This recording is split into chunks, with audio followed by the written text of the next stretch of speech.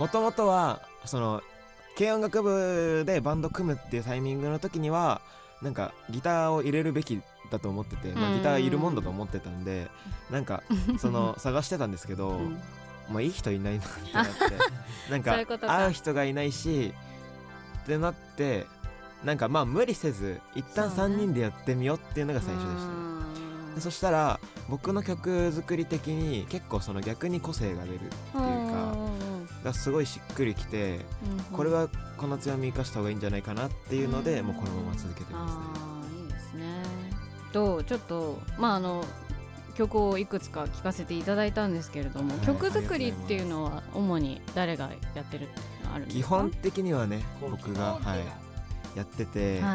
なんかやっぱりその作曲自体に関しては割と昔からやってきてるので、でも僕としてはなんか僕だけの音楽を作りたくなくて、なんかやっぱりバンドだからこそなんか僕だけじゃできないことはもうやりたいなと思ってるんで、なんか僕が作曲をやってるってよりかは3人がやりたいことを僕が作曲としてアウトプットしてるっていう感覚に近くて、じゃあ割と意見も出し合ってっていう環境があるんですね。最近はそう、基本的にはその形が多いです。やっぱり高校卒業してから音楽にのめり込む時間が3人で音楽にのめり込める時間が増えたんで、なんか今高校の時はやっぱり僕がやっちゃうことが、まあ、時間的にも多かったんですけど、でもやっぱり卒業して時間ができるようになってきて、もう本当にスタジオでただ悩んでる時間みたいなのをめちゃくちゃ大切にするようになって、大事ですね。そこからやっぱり3人でのなんか音楽に対するなんか意識みたいなのもさらになんか同じ方向を向けてるような気もしてるかな。やっぱり悩んだ時間共有するってめちゃくちゃ大事ですよね。私もちょうど3人のグループなんですけど、やっぱり歌詞あだこうでもないああでもないとかっていう時間、その時間がよりその曲に深さを増すと思うし、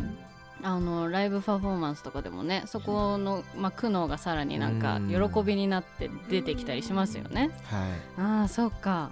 でも実際歌詞とかもじゃあ全部一緒に？なんか本当に曲によるんですけど、もう僕がやっぱパッてできちゃった曲はもうそのままやっちゃうことも多くて、でもやっぱりじゃあその3人で作ろうっていうタイミングも全然あるので、そういう時はもう本当にテーマから3人で話し合ったりして、この曲、イントロだけできてたとしたら、それにどういうこのあと続き作っていくみたいなのを、こういう感じがいいよねっていうのをもうホワイトボードに書き出しまくって、いいねその時間いいですね。でも本当にとりあえずちょっとおのおの考えてみようって30分間黙り込んでホワイトボードに書き続けるみたいな、合宿みたいだね。もう常に合宿みたいな基本はずっと合宿で、それこそね一回ね制作合宿みたいな感じでなんかスタジオでやりました。2日ぶっ通しでスタジオ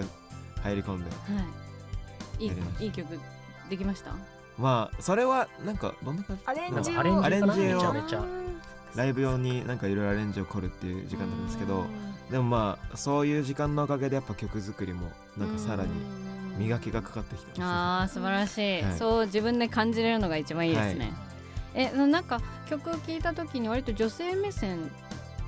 な気もしたんですけど、それはでも別にラナさん出発ってわけではないの？そう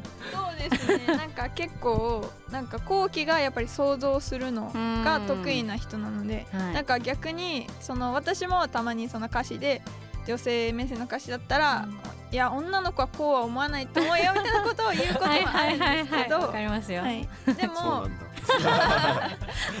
基本はやっぱり後期がその作ってきた歌詞聞いて、結構女心分かってんなみたいなことも多いので、結構どのフレーズで実際思ったとかあります？なんか最後の花火っていう曲があって、でそこのなんかワンフレーズでなんか右手にジュース、今日はこれで我慢しようみたいな、朝から何も食べてないけど、手は塞ぎたくないからさ右手にジュース今日はこれで我慢しようっていう歌詞があって、なんかその何も食べてなくてもちょっと手をつなげるか期待しているから、何もその食べないでジュースで我慢しようっていうのが結構女の子の私でも結構なんか共感できるところがあるなって思ってなので結構後期が言ってるんですけど、そのラーナ自身はもう美味しいものとか大好きなんで絶対に右手で我慢しないって言ってました。かわいいそれはどちらかというとこうきさんのなんていうの心情だったりするの？なんか経験？なんか僕もあんまりその考えながらやってないんですけど、なんかこの曲になんか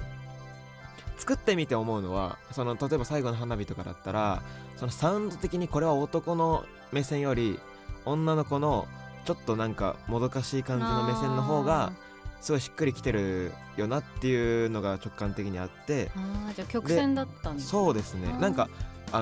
僕の場合割とコード先とか、もうそういう感じじゃなくて、コードにしっくりくるメロディーとそこのなんか語感っていうか、日本語の言葉の響きみたいなのがぴったりはまった瞬間にあこれ曲にしようみたいな感じになるんで、それが直感的になんかちょっと女の子の切なさとなんかちょっとピアノで刻んでる感じと歌詞の感じっていうのがすごいマッチしたタイミングでこれを形にしようっていう多分思ったんだろうなって自分で後々思っててそうかそうか。じゃあ割となんかこういうテーマで書こうって言って書き始めるよりかはなんかふとその生活してて、これとこれ合いそうだなみたいなのがパッと思い浮かんだ時に形にしていくっていうことが多いんですかね。なんかもう本当にバラバラで、そのじゃあルーティン的なものがあるっていうよりかはもうその都度その都度今作ってみてるっていう、なんか本当にもうあんまり型はないですね、作曲のおいての。私最近ラップ詩とか書いてるんですけど、結構その聞きたいのは沼にはまった時ってどうしてます？もうスランプっていうか、例えばラップとかだったら、絶対このフレーズとこのリズムのはまり方絶対使いたいけど、それだと次の行何も出てこなくなっちゃったみたいな時とかにどうしてます？なんかこれ僕的な感覚なんですけど、なんか僕は割となんかなんだろう、こう来ると次こう来たくなるよなっていうのが出てくる、なんかなんだろうな、分かんないな言ってて分かんなくなってきちゃったんですけどでも多分なんか長考タイムでもなんか一回こうき自身もなんかスランプに入ったことがあって、そうだっけ？あったよ。インスタのストーリーで言ってたよね。なんかスランプ入っちゃった曲できないみたいな出してたんだね。言ってたよ。高校の頃か。高校の時でそれをどう抜けたかっていう話よ。でもなんだろう、なんか僕はやっぱその、パッて出てくるときは出てくると思うんですけど、なんかそうじゃないときっていうか、やっぱりひねり出さなきゃいけないタイミングのときは、なんか本当にいろんなアーティスト参考にすることがやっぱ多いですね。いっぱい曲を聴くっていうことですか？なんか結構僕が割となんか分析が多分得意なタイプなんで、なんかここでこういう音の使い方してこの後のこう展開につながってるからこの次はこう聞こえるんだみたいなのを分かると、じゃあそれこの曲でやってみたらどうなるんだろうみたいなのをやっぱ試行錯誤しながらやっていくと、次につながるなっていうのは多分高校のそのスランプの後あたりで分かってきてから、多分スランプには入ることはあんまないんですけど、ここから入ってないかも。解決策を自分なりにちょっと見出せたんだね、そうですね。きっとね。ちょっと参考にできるかなと思ったけど難しかった僕もちょっと何言ってるか私もだってもう浮かばなくなったら一回散歩しようとかそういう感じになっちゃうからね。一回僕もそのリフレッシュに一人でちょっと予定が急遽なくなっちゃったことがあって、それでいいやと思って一回一人で江ノ島行ったことがあったんですけど、何も意味なくていやそうなんだよね、気分転換にはなるけど、やっぱりインプットをするっていうのが一つ多分なんか新たなヒントを導き出す方法なんでしょうね、きっとね。そうですね。はい、ありがとうございます。